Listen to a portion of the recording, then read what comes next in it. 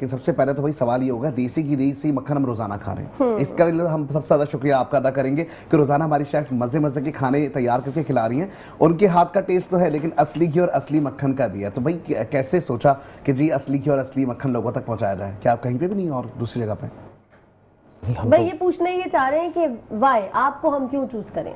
बहुत मार्केट में तो ब्रांड्स हैं। अच्छा सवाल है ये तो एक बहुत अच्छा सवाल है, लेकिन इसका जवाब हम नहीं देते। हमारी पॉलिसी हम अपने कस्टमर से पूछते हैं। हम तो कह रहे हैं हमें तो यही हम तो तारीफ कर रहे हैं, लेकिन हम चाह रहे हैं कि आपकी ज़बानी जरा देखने वाले सुनने वाले सुने कि आप क्या ऐसा कमाल कर रहे हैं। हम कमाल ये कर रहे हैं, एक तो अल्हम्दुलिल्लाह हम लोग मार्केट में बहुत कॉम्पिटिटिव प्राइस में काम करते हैं, because we been into business for almost 80 years. 1947 से हमारे बड़ों ने इस काम का आगाज किया and we were the first national dairy brand of our nation.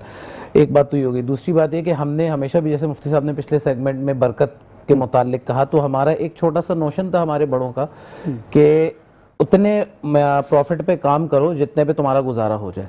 सुभान अल्लाह। तो अल्हम्दुलिल्लाह उसी लेगेसी को हम आज भी लेके चल रहे हैं। तो अगर आप मार्केट में जाएं तो आपको बड़े बड़े जो है ना प्राइस ज्यादा ब्रांड का इतना कोई फायदा नहीं है। मजे की बात ये कि मैं अभी पूछने ही वाली थी कि जब आप इतनी अच्छा ब्रांड और इतनी अच्छी क्वालिटी, इतना अच्छा आपका स्टैंडर्ड है, तो उसके आपने प्राइस कम क्यों रखे? वो पहले ही उन्होंने जवाब दे दिया। जी ये तो बात सही नहीं, वाकई में बहुत अच्छा है। असली अच्छा, अब हमें कैसे पहचान होगी ये असली और नकली है? क्योंकि हमने तो नकली खाया शुरू से। अब मैंने तो असली खाया, मैं हैदराबाद की हूँ, मैंने असली घी असली मक्खन खूब खाया है। असली घी असली मक्खन की पहचान है इनको। अच्छा आप बताएं क्या पहचान है? मैं तो खुशबू से, कलर से, गाय के मुझे असली घी का पता है कि कौन सा होता है। मैं बड़ी डीप पता है मुझे। अच्छा चले, आपको डीप पता है इस पे।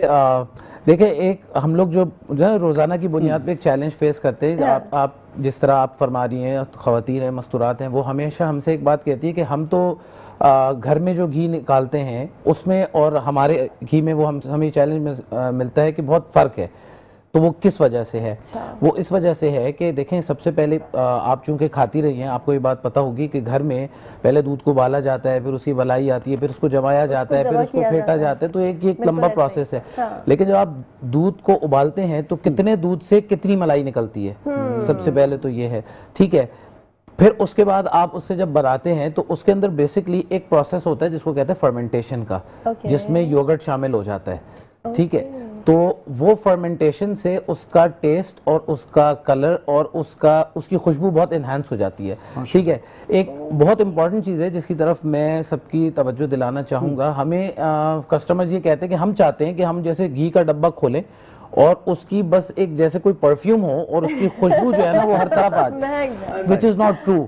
जो लोग वाकई जो हमारे बड़ी उम्र के लोग हैं, हजरात हैं, जिनका देसी घी के साथ तजर्बा है, वो ये बताएंगे कि इतनी स्ट्रॉन्ग देसी घी की स्मेल होती नहीं है। अच्छा, एक बात तो ये कि जैसे मैंने कहा कि घर में जो घी निकाला जाएगा उसमें फर्मेंटेशन का प्रोसेस होता है, तो उसके अंदर उसकी खुशबू जेन्युइनली थोड़ी सी तेज होगी।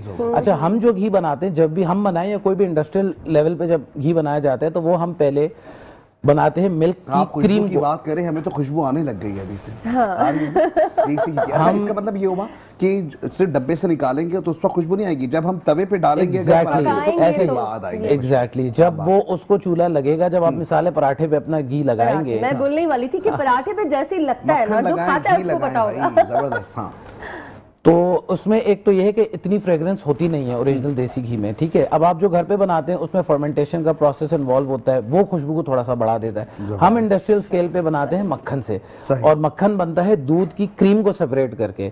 आप बनाते हैं दूध को पका के मलाई से। हम कच्चे दूध की, रॉ मिल्क की क्रीम को सेपरेट करते हैं, उससे हम बटर बनाते हैं, उससे हम घी बनाते हैं। ठीक है, तो एक चीज तो ये हो गई।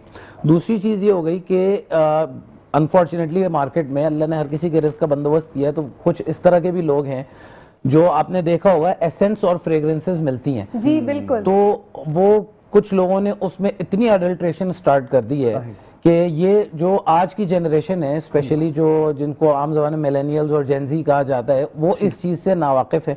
तो वो ये चाहते हैं कि बस हम खोलें और खुशबू जो है ना, वो मतलब उन्होंने गोया सिर्फ खुशबू को एक मयार बना लिया है। तो वो इतना आसान है, आप चले जाएं, आपको मार्केट में तरह तरह के जो है ना वो हर फ्लेवर का आपको वो मिल जाएगा, आप उस पर ऐड करें, एंड दैट्स जस्ट इट। बिल्कुल ठीक कह रहे हैं। बहुत सारी बड़ी बड़ी ब्रांडेड मिठाई की दुकानों से मैं भी, क्योंकि कुछ लोगों से बात कर चुकी हूँ, वो सिर्फ एसेंस ही डालते हैं, एसेंस डालता है। वो चलें भाई, असली ये घी होता चीज़ ही नहीं ना, असली घी और एसेंस का फर्क जो है ना, अगर आपको पहचानना है, आपने न्यू टाउन डेयरी ही आप अपने घर लेकर आए। अगर आप अच्छा, पसंद सॉल्टेड करते हैं। बटर भी है आपका जी, और बिल्कुल। मीठा वाला भी है, इसको भी थोड़ा सा बताइएगा ना।